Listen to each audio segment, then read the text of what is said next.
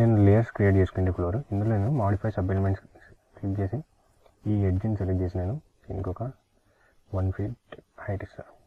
ఇప్పుడు నాకు స్లోప్ వచ్చింది. ఇంకా ఎస్కేప్ సెలెక్ట్ చేస్తే సో నేను దీని మీదనే సెక్షన్ డ్రా చేశాను. ఇక్కడ సెక్షన్ 4. సో ఇది నాకు ఇందులో లేయర్స్ కనిపిస్తుంది. సో నేను వేరియబుల్ చెప్పాను కదా ఇందులో ఎడిట్ టైప్లోకి వెళ్ళి ఎడిట్ స్ట్రక్చర్లో సో ఇప్పుడు స్ట్రక్చర్కి ఈ వేరియబుల్ అనేది నేను ఒక చోట వస్తుంది. ఇక్కడ ఆన్లో ఉంది. నేను ఇక్కడ చెక్ మార్క్ చేస్తే ఇక్కడ ఒకదానికి వేయచ్చు, ఇక్కడ ఆఫ్ అయిపోతుంది. సో నేను స్ట్రక్చర్కి వేరియబుల్ ఆన్ చేశాను. ఓకే సో ఇప్పుడు నాకు ఆ కాంక్రీట్ స్ట్రక్చర్ అనేది థిక్నెస్ అనేది వేరే అయింది. మిగతా లేయర్ చూడండి సేమ్ యూనిఫామ్ థిక్నెస్ ఉన్నాయి, జస్ట్ స్లోప్ వచ్చింది. ఈ కింది లేయర్స్ చూడండి, దానికంటే ఉన్న కింది లేయర్స్కి స్లోప్ రాలేదు, థిక్నెస్ వేరే కాలేదు.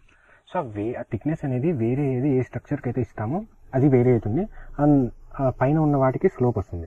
సో అదే ఉంది. ఇప్పుడు మనం జనరల్గా స్లాబ్ అనుకోండి, స్లాబ్ థిక్నెస్ యూనిఫామ్ పెడతాం కదా, యూనిఫామ్ పెడితే మనము ఒకసారి ఎడిట్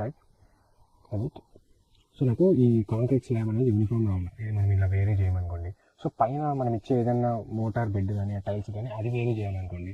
సో నేను ఇప్పుడు ఇది క్లిక్ చేస్తాను. ఓకే సో యాక్చువల్లీ ఇంత స్లోప్ ఉండదు.